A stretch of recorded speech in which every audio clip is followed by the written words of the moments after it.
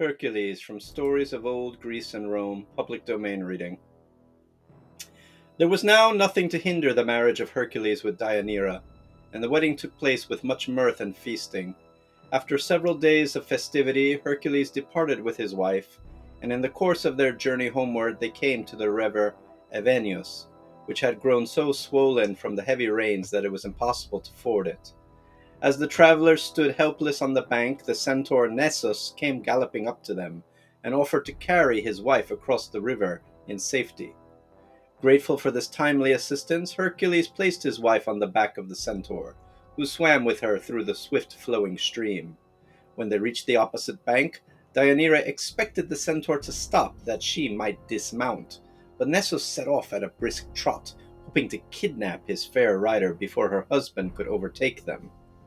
Hercules heard the cries of his terrified bride, and as soon as he swam the river, he sent a swift arrow against the treacherous Nessus. The poisoned arrow tip sank deep into the centaur's side, and he knew at once that he had received his death wound. With a pretense at repentance, he asked Deianira to forgive his rash deed, and then, as if granting her a favor, he told her to take his robe, which was stained with blood, and keep it carefully, for it had wonderful properties. He assured her that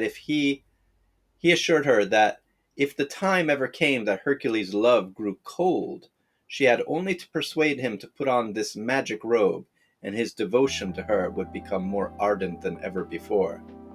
Deianira took the robe, but said nothing to her husband of the centaur's gift, hoping that she would never have to make use of it.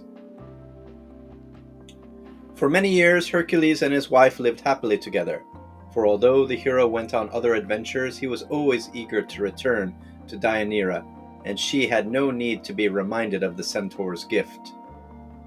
On one of his expeditions, however, he brought back with him a fair maiden named Iole, of whom his wife soon grew to be jealous. Not long after the arrival of Iole, Hercules wished to offer sacrifices to the gods in honor of his safe return, so he sent Deianira for a suitable robe. His wife, trembling for the success of her venture, bade the messenger Lycus to carry to Hercules the magic robe of Nessus, which she had carefully guarded all these years.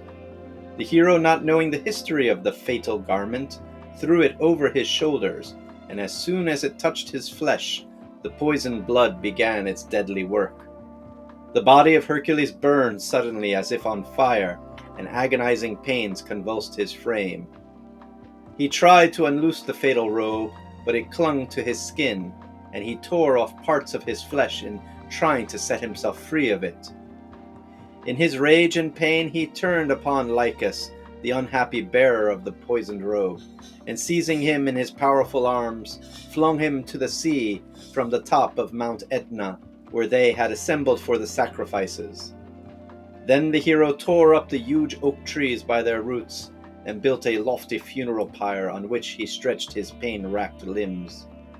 Calmly he bade his servants to apply the torch, but no one was willing to do this, even to ease his sufferings. So Hercules turned to his friend, Philoctetes, and after giving him the poisoned arrows, begged him in pity to light the funeral pyre. The youth placed beside Hercules the hero's famous oak club, and covered his body with the lion's skin. Then he applied a torch to the wood, and the flames rose with a roar and cracking to the side. But only the mortal part of the hero perished, for Jupiter would not allow the divinity that he had bestowed upon Hercules to suffer extinction.